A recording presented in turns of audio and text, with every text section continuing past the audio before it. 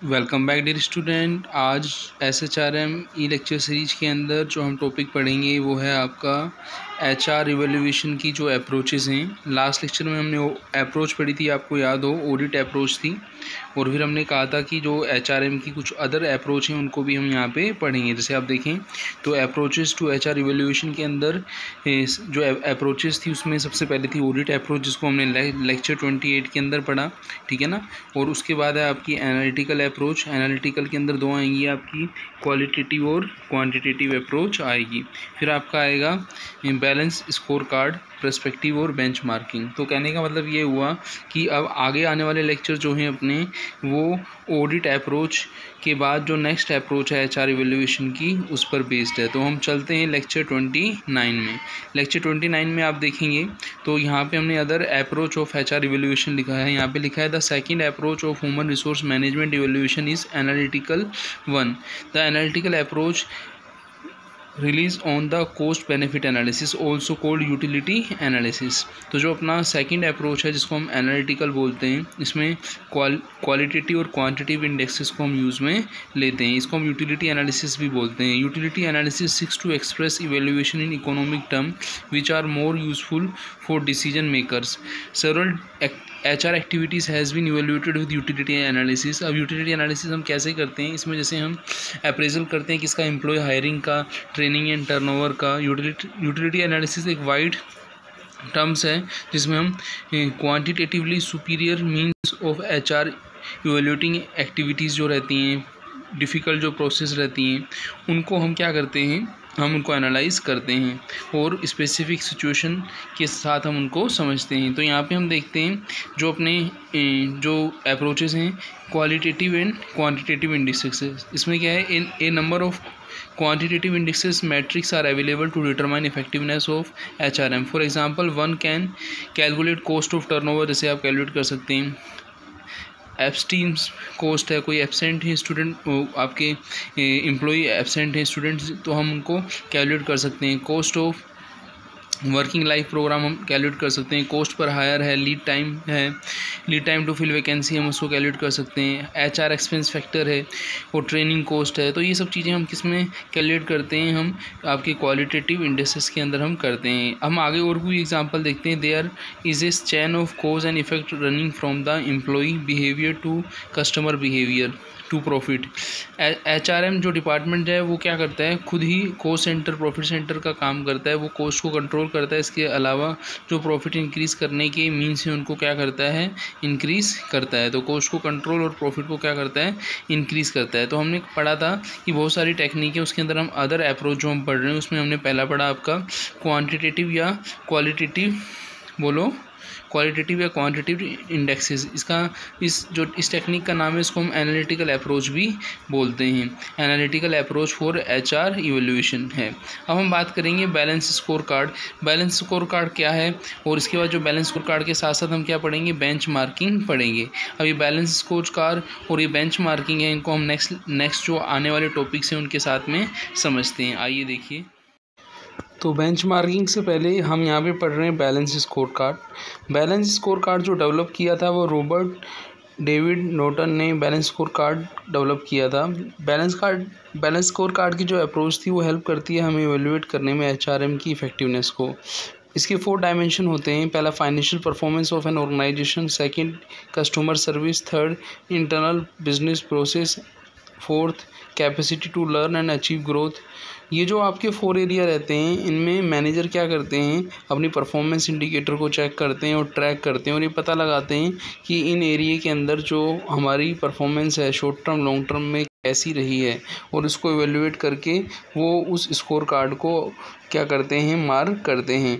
Customer service perspective जो रहता है उसके अंदर customer service perspective measure such things as how customer view the organisation as well as customer retention, satisfaction.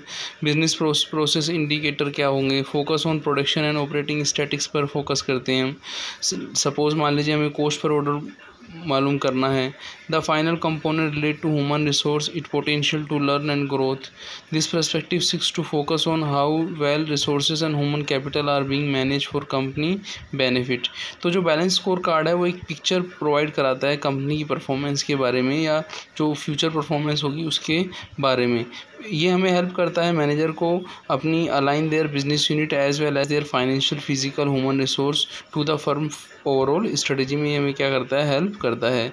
What need emphasis is that the HR evolution should not confine only to people dimension of the scorecard, कि यहाँ पे हम खाली people first thing को ही base करके हम score card को decide नहीं कर सकते। इसमें हम इन सब चीज़ों को क्या करते हैं, अलाइन करते हैं ओवरऑल स्ट्रेटजीज़ के साथ। इसमें आपके पीपल के अलावा हम क्या क्या चीज़ें ध्यान रखते हैं, जैसा कि हमने 4 पर्सपेक्टिव यहाँ पे पढ़ा था, उन चीज़ों को यहाँ पे हम क्या करते हैं, फोकस करते हैं। जैसे एम्प्लॉय का कमिटमेंट हुआ, एम्प्लॉय की परफॉर्मेंस रही, HR प्रोफेशनल हैं वो अलग अलग एरिया के लिए क्या रहते हैं, अकाउंटेबल होते हैं। तो मेन फोकस आपको ध्यान रखना है कि जो 4 डायमेंशन है बैलेंस स्कोर कार्ड के वो कौन कौन से हैं। वो है financial performance of an organisation, customer service, internal business process और capacity to learn and achieve growth. इसके अलावा जो सेकंड जो अप्रोच है वो क्या है आपकी, बेंचमार्किंग और बैलेंस स्कोर कार्ड को हम आगे डिटेल में लेंगे आगे आने वाले लेक्चर्स के अंदर। यहाँ पे हम इनको शॉर्ट में समझ लेते हैं। पहले तो बेंचमार्किंग जो है आपकी एक ऐसी प्रोसेस जिसको हम बेस्ट प्रैक्टिस अप्रोच भी बोलते हैं ह्यूमन रिसोर्स की। बेंचमार्किंग में हम इन्वॉल्व क्या करते हैं, एम्प्लॉय की स्टडी करते हैं कंपीटिंग फर्म के साथ और हम अपनी इवेल्युएट करते हैं परफॉर्मेंस को। इसके अंदर हम क्या देखते हैं, बेस्ट इवेल्युएशन हम HR प्रैक्टिसेस का करते हैं। बेंचमार्किंग जो मैनेजर को हेल्प करता है कि इसमें HR की स्ट्रेटजीज़ को क्या करने में, इफेक्टिव बनाने में क्या करता है, हेल्प करता है। क्योंकि जो ऑर्गेनाइजेशन रहता है उसको टाइम टू टाइम क्या इम्प्रूवमेंट करने, वो आपको बेंचमार्किंग के अंदर हम पहले ही डिसाइड कर लेते हैं कि आने वाले टाइम में हमारा जो बेंचमार्क रहेगा वो क्या रहेगा। तो बेंचमार्क के अंदर हम 7 सिक्वेंशियल स्टेप को इन्वॉल्व करते हैं। वो कौन कौन सी यहाँ पे हम डिस्कस करते हैं। पहला है identifying the HR practices for benchmarking. दूसरा है constitute a core a project team to handle the benchmarking process. Identifying benchmarking partners.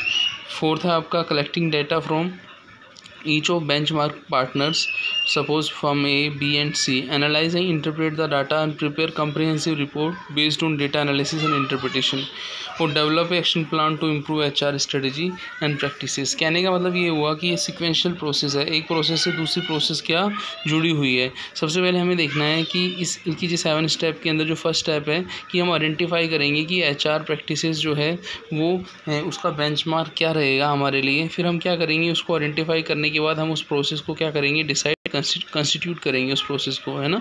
इस प्रोसेस को जब हम अपने जो सिमिलर इंडस्ट्री है या कॉम्पिटिटर्स हैं उनमें हम ये देखेंगे कि हमारी जो अप्रोच है वो हमारी जो हम जो इम्प्लीमेंट हमने जो किया है क्रिटिकली इवेल्युएट करेंगे और हम देखेंगे कि वो प्रैक्टिस सक्सेसफुल रही है या फिर नहीं है। यदि वो नहीं है तो उसके लिए हम डेटा कलेक्ट करेंगे अपने जो पार्टनर हैं उनसे और फिर एनालाइज और इंटरप्रेट डेटा करेंगे और उस पर हम क्या तैयार करेंगे, हम प्रिपेयर करेंगे कम्प्रीहेंसिव रिपोर्ट। और यही रिपोर्ट हमें डेटा एनालिसिस और इंटरप्रिटेशन में हेल्प करेगी।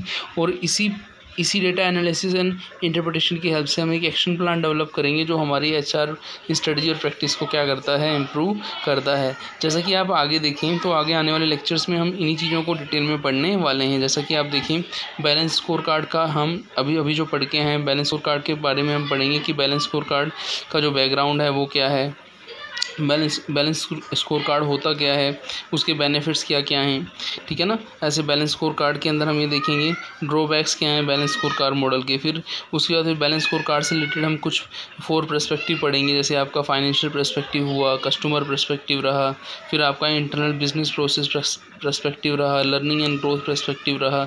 लर्निंग एंड ग्रोथ के अंदर हम देखेंगे कि एम्प्लॉय सेटिस्फेक्शन लेवल क्या है, एम्प्लॉय रिटेंशन क्या है, एम्प्लॉय प्रोडक्टिविटी क्या है। और जैसे हम आपका बैलेंस स्कोर कार्ड को पूरा कर लेंगे तो नेक्स्ट हमारा जो टॉपिक क्या रहेगा, बेंचमार्क का क्या करना, इंट्रोडक्शन करना कि बेंचमार्किंग होता क्या है, हम उसकी डेप्थ स्टडी करेंगे यहाँ पे। फिर टाइप ऑफ बेंचमार्किंग के हम इंटरनल एक्सटर्नल बेंचमार्किंग को समझेंगे और बेंचमार्किंग की जो प्रोसेस है उसको हम मैनी टाइप जैसे स्ट्रेटेजिक बेंचमार्किंग रहा, आपका प्रोसेस बेंचमार्किंग रहा, परफॉर्मेंस बेंचमार्किंग रहा, फंक्शनल बेंचमार्किंग रहा, प्रोडक्ट बेंचमार्किंग रहा। टाइप ऑफ बेंचमार्किंग को हम एनालिसिस करेंगे, अलग अलग टाइप्स कौन कौन से होते हैं। तो आगे आने वाले लेक्चर्स के अंदर बेंचमार्किंग की मेथोलॉजी को हम समझेंगे। जो स्टेप्स हैं बेंचमार्किंग के अंदर, स्टेप इन्वॉल्विंग 5 स्टेज, वो जैसे प्लानिंग है आपका, इसके अलावा कलेक्शन ऑफ इंफॉर्मेशन है, डेटा एनालिसिस है, आपका इम्प्लीमेंटेशन है, मॉनिटरिंग है, जो प्लान वगैरह हम बना रहे हैं उसकी प्रीरिक्विजिट्स क्या है बेंचमार्किंग की। तो आने वाले लेक्चर के अंदर हम इन चीज़ों को डिटेल में स्टडी करेंगे। वो तो कहने का मतलब ये होगा कि ये जो लेक्चर हमने यहाँ पे पढ़े हैं ये हमारे क्या हैं, बेस हैं। आगे आने वाले लेक्चर्स को हम डिटेल में वहाँ पे इन चीज़ों को ही डिस्कस करेंगे। तो मिलते हैं नेक्स्ट वीडियो में। थैंक्स।